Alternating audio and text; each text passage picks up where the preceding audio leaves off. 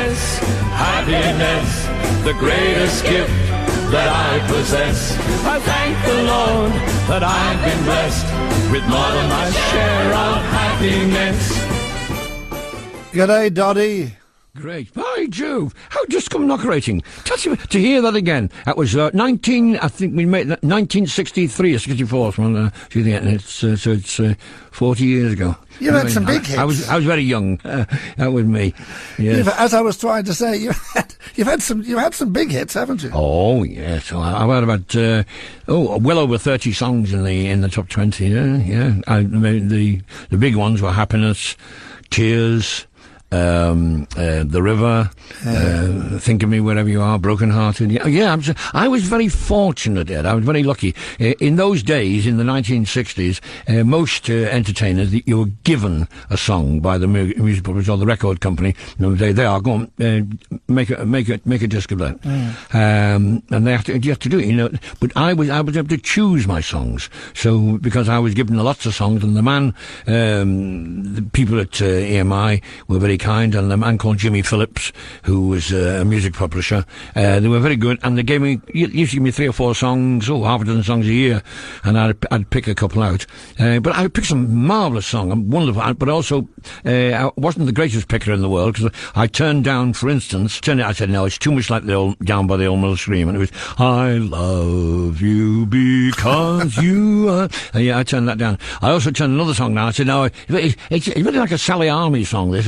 Oh, viva España, today we're off to sunny... Yeah, so I wasn't right all the time. But some of the time I was, and I had lovely people with me, Mike Sams, the Mike Sams singers. They were absolutely lovely people. With your voice, was there a decision, should I go into singing or should I become a comic? No, I don't think so. No, I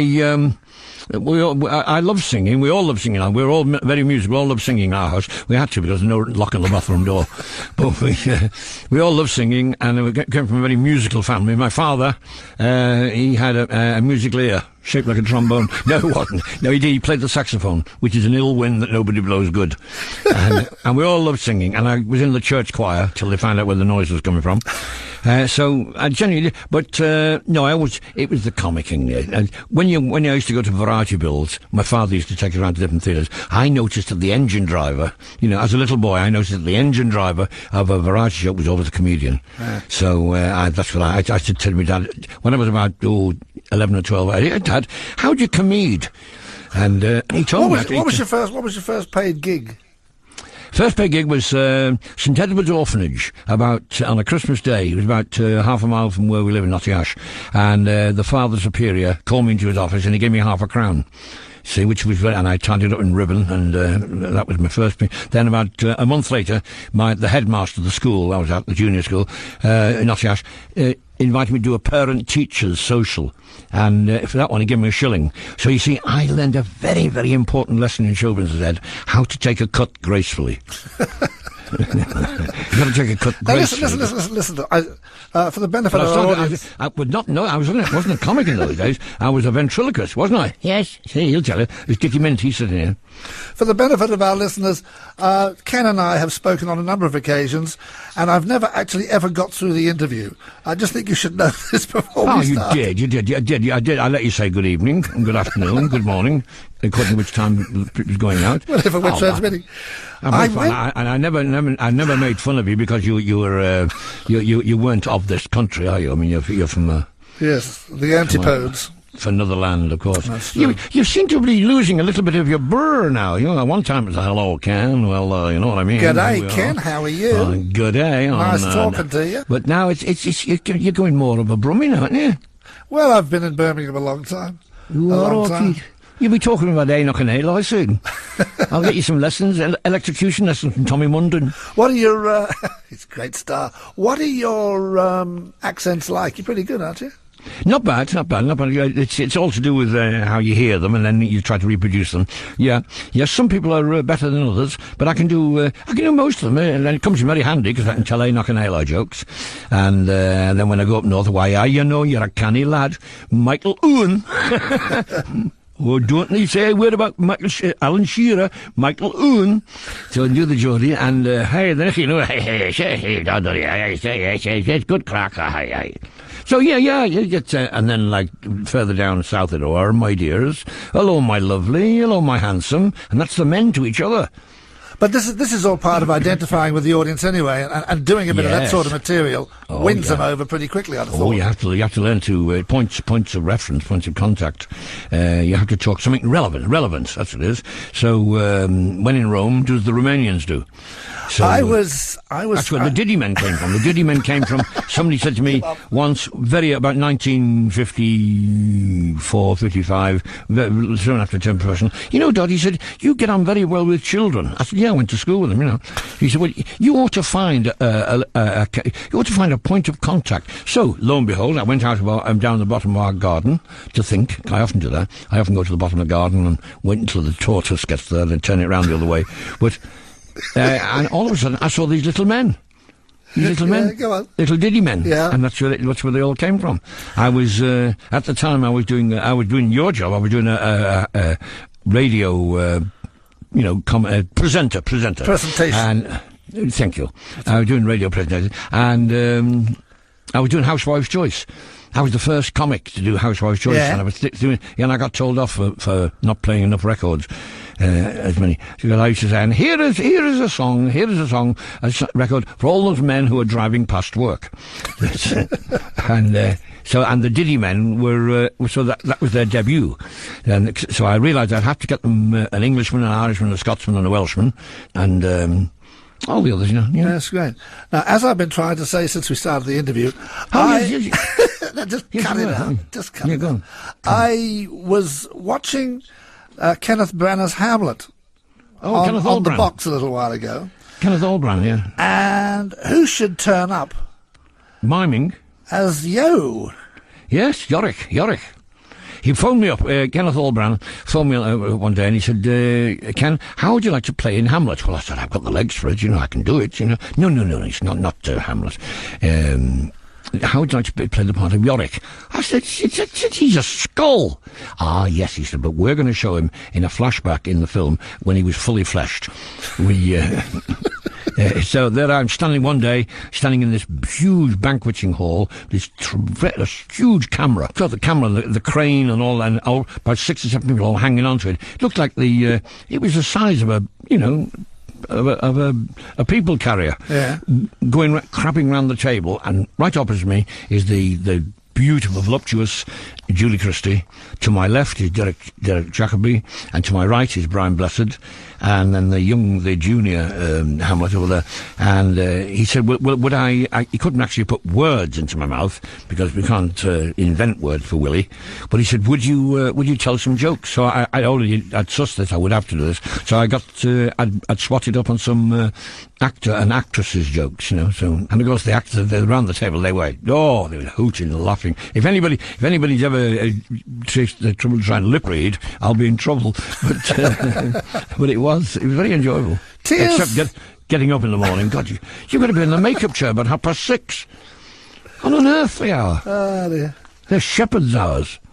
Tears for souvenirs. Where did that come from? That was, as I say, I sent these songs and we recorded them. It was actually, to begin with, Tears, about 1920-something, I don't know, probably before I was born. It was a waltz written by an American man, Al Capano. That must be a gag, Al Capano. But you did tremendously well with it. Well, Jimmy Phillips said this would go if you put this into 4 as a sort of a slight country feel. You might have one. So we did it. And when you used to do recordings in those days, you do 3 in an afternoon at Abbey Road. And I remember one was Tears, one was The River, and one the other one was. And we got the wax dubbing. So I was at the Palladium at the time. I was doing this 42 weeks at the Palladium, twice nightly. God, blimey. And I played it to visitors as they come in, and people say, oh, I like that one, The River, because it was a beautiful melody. And then one day somebody said, that Tears one, that's a real back of the Shara song, real back of the coach song, I said, that's it, that's the one we do then. So We released it about the May or the June, and it stayed in the charts for about 20 odd weeks. And knocked the Beatles off number one. No, it kept them off. It didn't knock them off. I don't think it did. It kept them out of number one for, about a dozen weeks. Sold 2 million. And this was in the boom time of rock and roll, Beatles, Rolling Stones, Elvis Presley. But I think people just wanted a change. Okay, let's have a listen to, this is Doddy Rocking. It's very slow and it's very mournful. But it's, don't forget, the last line means, turn our tears of regret once more to tears of happiness. So that makes it all right.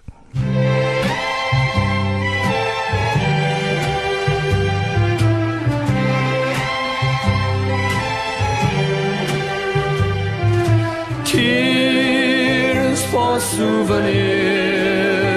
are all you left me.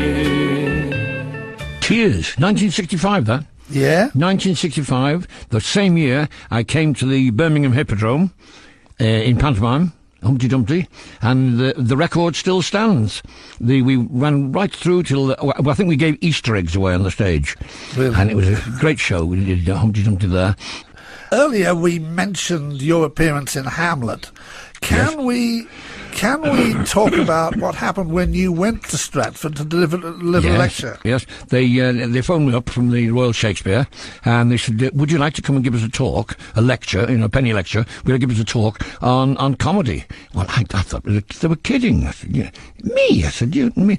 Well, I've done a little bit of Shakespeare. I said, "No, we'd like to." So I trotted along. It was part of their a week of examining and theorising and analysing comedy. So I went along there, and it was most enjoyable. I was supposed to speak for how long was I supposed to do? An hour. I think we did 2 hours. That'll be right. Talking about the great William. And I never realised, but to do this, I had to swat up again on Shakespeare. So I read, my father had a theory that if you wanted to know anything, you go to the library. So I got half a dozen books out on Willie Shakespeare's life. And I never. It's so interesting, really is. There's politics. There's conflict. There's politics, religion. There's rivalry. He was quite a good businessman. I never realised how good a businessman. I'm quite envious. And what about the humour of those times? The humour of those times. We laugh at the same things today as they were then. The same subjects: men and women, mostly men and women, romance. Sex, if you're allowed to say it on this programme, buying and selling, money, wealth, intrigue, people pretending to be somebody they're not, disguises, mistakes. So there's exactly the same thing, but in a different language, because he was the maestro of the English language. He was a poet, he was an actor, he was a dramatist. He was such a wonderful man, a genius, a beautiful poet. He was able. It was his choice of words and where he put them, and the rhythms, and when you really start reading Shakespeare and try to understand him. I played Malvolio here in Twelfth Night, and if I wasn't on the stage, the tannoy would be going on with the other actor, the text of the play comes through, and every now and again it was like somebody switching a light on in your head. You think, oh, that's what he meant when he said, all the world's a stage and all the men and women merely players. And we're all pretending, we're all acting. You're pretending to be a radio presenter, I'm pretending to be a comedian. And I think I'm making a better fist of it than you. Thank you so much for that. Well, you hardly speak, do you? You hardly speak. That's me. You're so inarticulate. Here's me, Patrick, and you don't say, Ken, I'd like to ask you a meaningful question. Ken, I'd like to ask you a meaningful question. Good lad. It'll be a waste of time because you won't answer it. You've been doing so much research into humour all your life, really. Yeah. And I'd have thought that this Shakespearean work must have opened up a whole new avenue for you. Oh, yeah. Well, when you say research, I'm only a comic from Notty Ash. I'm very interested in comedy, and my passion, my obsession is finding the different styles and the different... See, when you say the word humour, or the comedy, it's like saying the word music. there are different kinds of, there are all different kinds and styles of music, from classical to rock and roll and country and western. Well, it's the same with comedy and humour. There's all different kinds of comedians and all different kinds of material that they use, all different styles. So it's fascinating just to delve and to listen and to analyse and to theorise how they did it and how Shakespeare did it. He was a great one for puns, you know. Puns are marvellous things. I always think puns is like a little gateway between two fields of thought, and if you can open the gate and get through, you can have some good laughs. Make my heart your violin.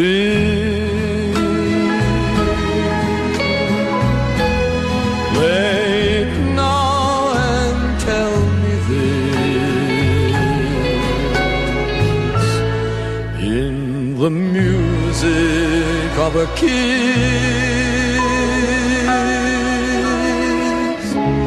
let me hear you say, I love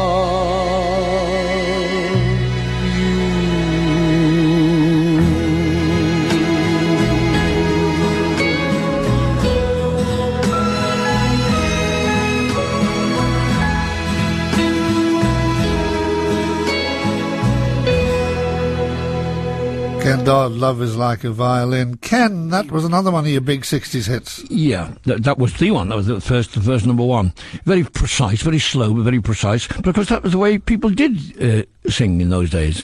I often wonder whether it might have been better, I don't know, over the years, had all the pop singers there, they all get like a sort of a transatlantic accent, going, I love you, baby. You know what I mean? But I could never do that. I don't know. I always thought that the correct way was to do the words as they were meant to be. Yeah. Have you ever worked overseas, Ken? Yes. I worked in Canada. Done some in Toronto. I once went to with 600 drunken plumbers. We went to Mexico.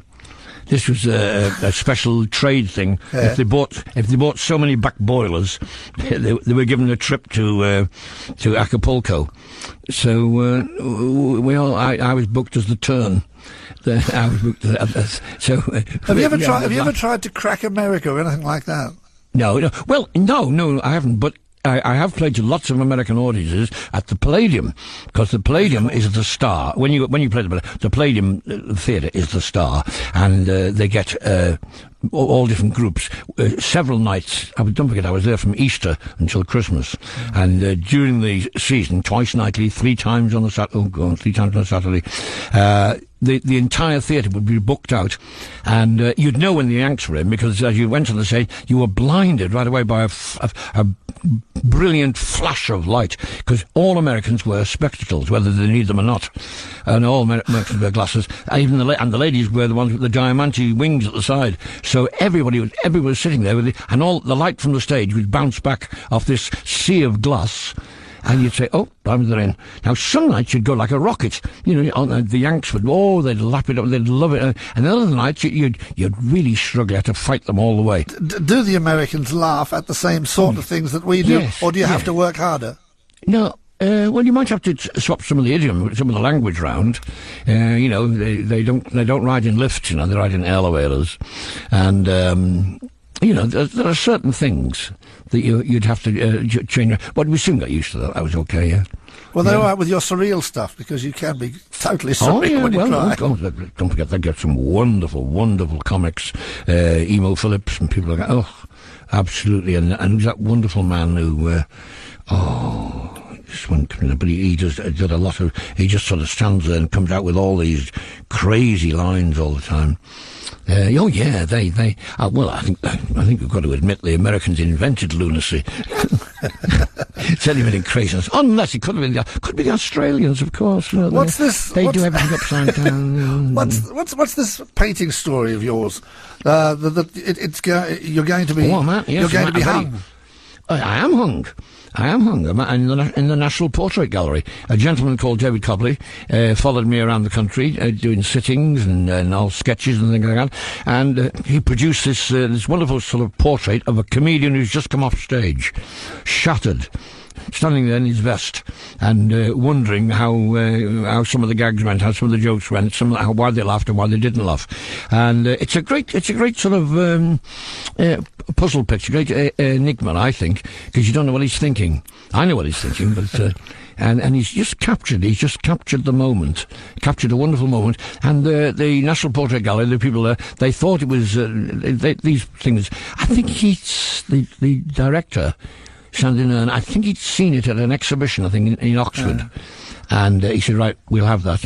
And so the trustees bought it for the National Portrait. So I'm hung there amongst some very illustrious people, some great. Ken, as the years pass, do you find it harder to keep up the momentum? I mean, most people will go on stage and do a 2.5, 3 hour show. You are still capable of going on at 7:30 and coming off at 12:45. Well, I'm stage struck. That's right. I like it. Yeah, but you're also like the rest of us, knocking on. Do you find that a strain? Oh yes, it takes it out of you. You're exhausted at the end of it because, and you need to top up on plenty of healthy drinks like lager. No, you have to, eat foods that give you energy, and several glucose tablets. That's all. That's as far as you go. You don't drink during the show. You don't drink at all. Afterwards, you can have a slurp, but not during the show because you have to watch what you. Keep your brain alert. But I mean, I wouldn't dare ask you even mention the word retirement because that's silly. But as far as you're concerned, would you start cutting back and doing a little less, which is still twice as much as anyone else does? As the bones start hurting, yes, as the bones, as arthritis sets in, yes, I think you have to say, oh God, oh dear, oh God, how do I have to go up those stairs again to that dressing room? So people who are going to see you in theatres in the next few months. No, I didn't say yet. Not yet. No, I'm not putting on. No, not yet. No. I was going to say, will they be able to send the babysitter home? It's a party. It's a fun party. And once you've got the audience on your side and we're all having a ball, you don't want to be a party pooper and go home early. But the doors aren't locked, so you can go. It's all right. But I would say if you're going to stick it out, Yes, but but there's always a shuffle at one point of the evening when the last bus people leave. No, because they know when they come. They know a lot of them bring sandwiches and thermos and blankets and yeah. No, I love the job, and I love being a comedian, and I love being an entertainer. So while the audience are still there, I'll still keep doing it. Great stuff. And also the Avenue of the Stars, you're there as well. Oh, that was a big thing about, they had this big television thing where they're trying to imitate the American idea, where they have the footprints in the cement. We've got, what the heck have we got? Oh, we have stars. It's in the courtyard of the Actors' Church, which is near Covent Garden. And certain people, they selected 100 people who should have their name on a star on this avenue, this walkway. So the Diddy Men. Does this cover all of time or just the current era? No, it goes right back, way back. It goes Sir Laurence Olivier is there, Richard Burton, Elizabeth Taylor, Vivian Leigh. Yes, it's all big illustrious people. Does that thrill you to be part of it? Yeah, of course it does. Yeah, it's nice. Lovely to have a little accolade. It's nice. Here in Radio Merseyside, I was given a sort of a star treatment a couple of years ago as the top Merseysider. So yeah, it does mean a lot when your friends and colleagues and neighbours and all get together and say, yeah, you're still doing a good job, Duddy. Keep going. Have you ever bombed? Oh yes. You wouldn't be human, would you, if you hadn't had your share of, it's not always. Sometimes you blame yourself because, and sometimes you can blame what's going on around you. You never blame the audience. There's no such thing as bad audience. There's only bad comedians. That's right, is it? Quite seriously, that's no, right. It isn't. No, it isn't right, no. sometimes an audience can be affected by the weather or some bad news or anxiety. Your first 30 seconds you go on the stage, that's when you build the bridge between you and the audience, saying, by Jove, what a beautiful day. And you're supposed to be in then. They're supposed to, they have come to see, they've paid you the greatest compliment of all by, buying a ticket to come and see you. So that's a wonderful plus. But you can, sometimes if the PA equipment isn't up to scratch, the acoustics, and you can't expect an audience to come out and you go, yeah, right. What did he say? He said that... yeah, but there's a difference, isn't there, between your own show, where people have come to see the happiness show, right? Oh, yeah. Or if you're booked for a corporate, and their minds are somewhere else, and maybe the booze is somewhere else. The whole part of their body somewhere else. They've gone alcohol-fueled. Yeah. Usually the corporates they used to be wonderful. The corporate dudes used to, and we used to come after dinners, used to be marvellous because they were all, full of goodwill and jolliness. They had a nice meal and perhaps a couple of drinks, and an audience was super. But you're talking about the days when everybody had, proper good manners, and everybody, there was a certain way of life we had, wasn't there? There were certain lines we didn't cross. Well, unfortunately, they're not there anymore.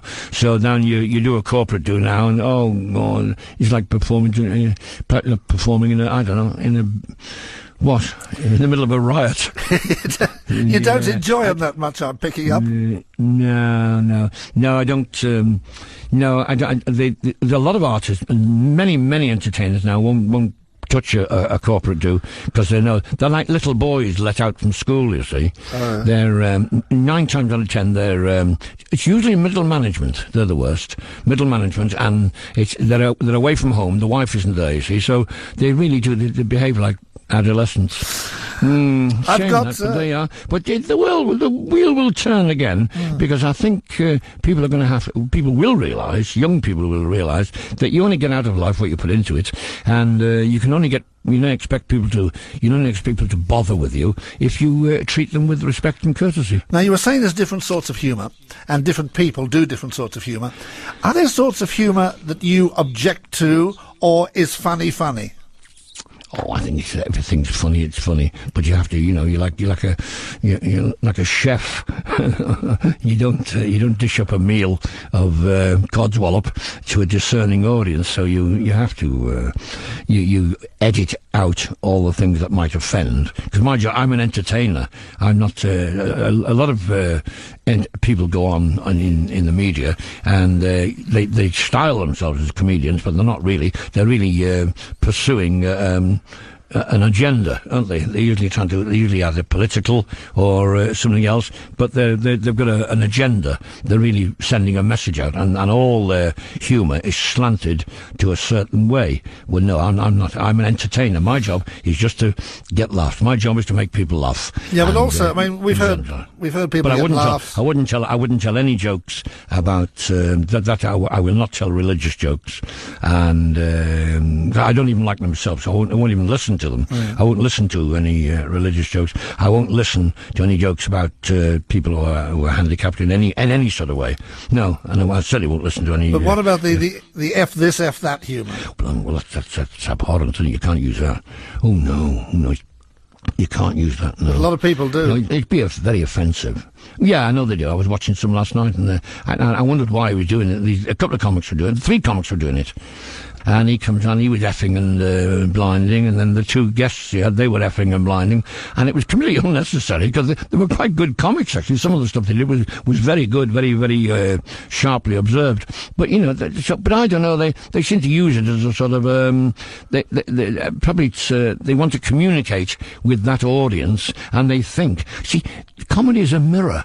It's a mirror image. The audience are the same as the man on the stage, or the woman on the stage, the entertainer. They reflect them, and the entertainer reflects. No comedian goes on the stage to die. No comedian goes on the stage to flop. He goes on and he gives them what they want. And if he thinks they want that kind of obscenity, then he gives it to them. And they go along there in the hope that he's going to give them that obscenity. But, you know, it's very short-lived, that, because I think as soon as they go outside the theatre, they think, yeah, he's very good, but he's filthy, wasn't he? Filthy. What's a filthy mind? It's I don't know, what would you call that? And we all have a good blue gag. Sometimes, you know, when you say a bunch of fellas having a laugh, but you wouldn't do it. You wouldn't do it on the stage. You wouldn't go into somebody's home and do it. You wouldn't go into somebody's living room and start swearing and using obscenities, because, well, you'd probably get a punch around the ear. So why do it on television when you know very well it's going into people's homes? I don't believe that people do want that sort of thing. I don't believe that at all. I think they'll tolerate it, and there's certain shock elements about it, but no, they don't really want it, no. Talk to me about the river. It's an Italian song. There was a wonderful, wonderful music publisher called Don Agnes. Unfortunately, he passed away far too early, far too young. But every year he used to go over, January, he used to go to a place called San Remo in Italy, and they had the San Remo music song festival, and they had those beautiful Italian melodies. You know, they do right. The French and the Italians, they are superb at these lovely, sentimental, romantic melodies. And he used to bring one back, and he used to give the song usually to a well-known man who used to write beautiful lyrics over here, and someone you'd never dream of. You'd say, him? No. And he used to write beautiful love songs. And you know who he was? Compo from Last of the Summer Wine. Remember him? Well, Bill Owen. Bill Owen used to write beautiful love lyrics. He wrote a great musical called The Match Girls, but he used to write beautiful lyrics, and he used to bring these songs back, and Bill Owen would then sometimes he'd use the Italian flavour, or the Italian title, or the Italian concept, but most times he'd put another love lyric to it. Yeah. Don't think The River was one of his. The River was... It may have been. It was a beautiful melody, The River. Absolutely beautiful. I think... And then there was another man, an American living in Paris called Alex Alston. He could write beautiful words. You see, these people can... who's the man? Alan J. Lerner. I've seen some of the lyrics of My Fair Lady and that. Oh, absolutely. There's, as good as Shakespeare. They're absolutely beautiful lyrics.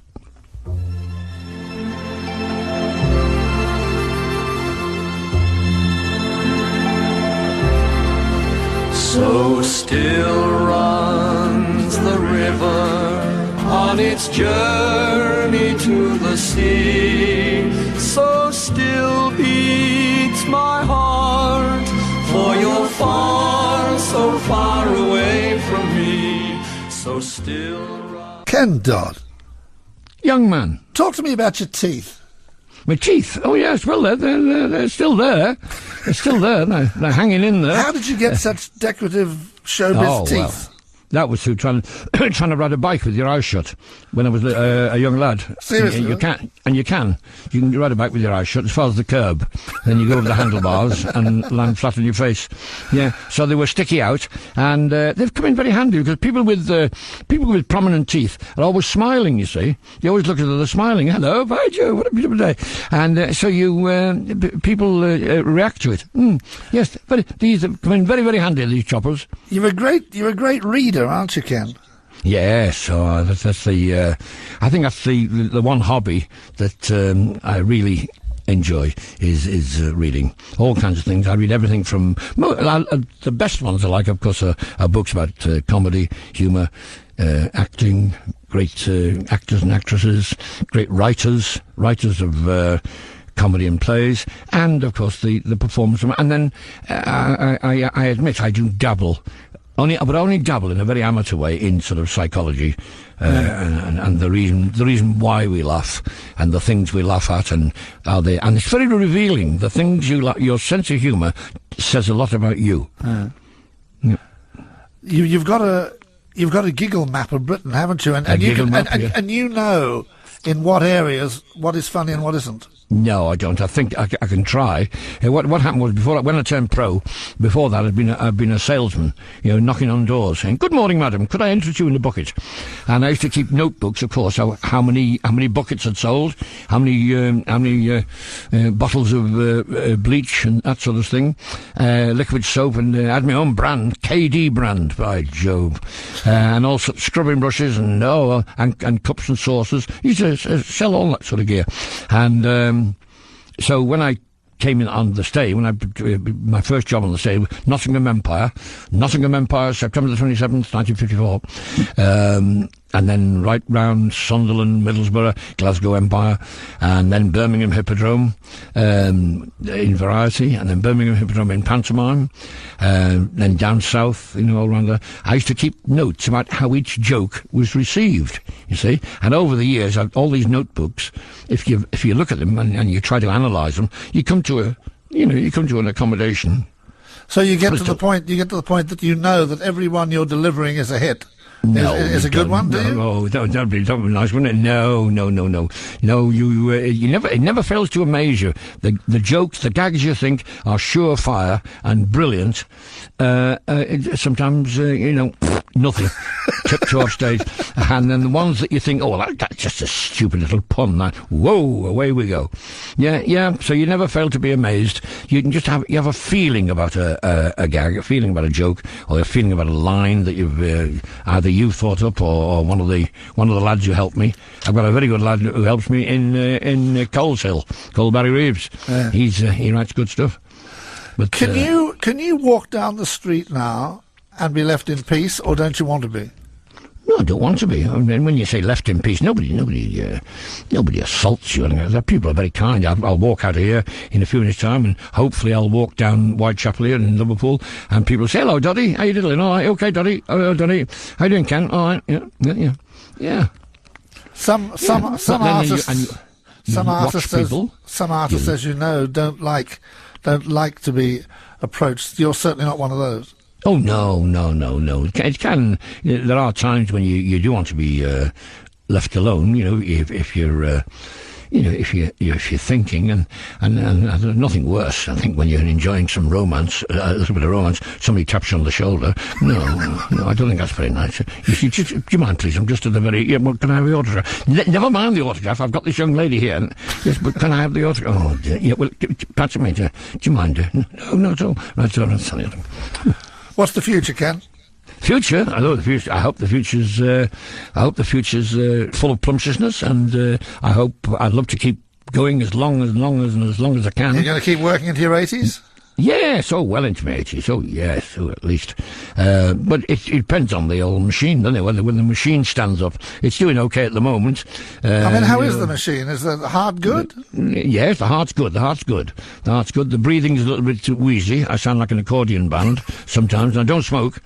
What else? The liver and lights, they're all right, I think. All right. Yeah, one or two little, adjustments. Well, like men are like motor cars, Every now and again, little bits keep dropping off. Is the secret of longevity, and you've certainly had longevity, is the secret of it working? Oh, I think to keep your mind active. Oh, yes, I think so. You keep your brain going and keep thinking of, keep getting interviewed by Ed Doolan. Keep your brain working all right. Keeps us both going. I'm sure being active and, I have no intention to retire. So, so they can all go and whistle. No, I think I'm as good a comedian as any of the others that's going round today. And we play theatres all up and down the country, do near enough to anything from 75 to 100,000 miles a year, and we fill theatres, and the people want to come. And at the end, they all say, yeah, that was a good show. I enjoyed that, Doddy. You're very generous with your time because you will go to some very small places as well as the big ones, won't you? Well, I try to make it. I only go to theatres where they make me welcome. That is to say, where the stage staff and the theatre and the actual amenities amenities there, where they've got decent sound. You don't start battling. Not at my age. That's why the corporate dudes, they used to be fun, they used to be great, but now it's just torture. You just you stand there and a load of drunks in front of you.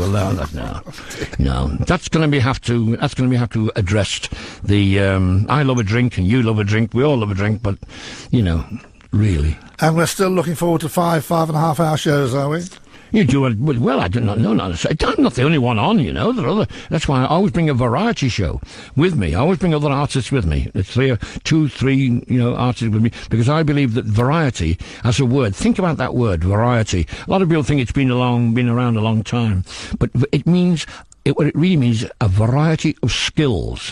When you go to a variety show, you see people, other artists, other entertainers, who have spent hours, days, months, spend their lives practicing, trying to get it right, trying to polish those 10, 15, 20 minutes they do, trying to get it right, trying to get the right notes, in the right order. That's it. It's just somebody really working very, very hard. Most variety artists, whether they're singers, comedians, jugglers, or what, are all little one-man businesses or one-woman businesses, and they really rely on other people around them to get that one act polished and shining in front of an audience. That's why variety is such a wonderful medium.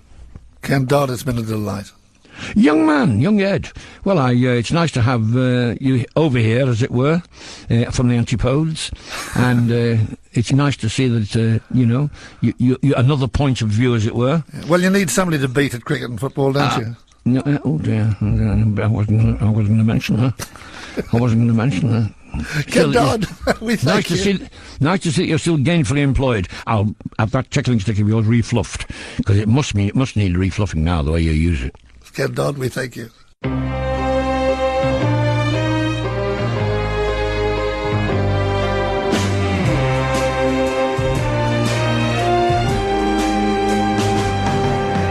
Love that you gave me, I never returned. I played around, now I'm sorry.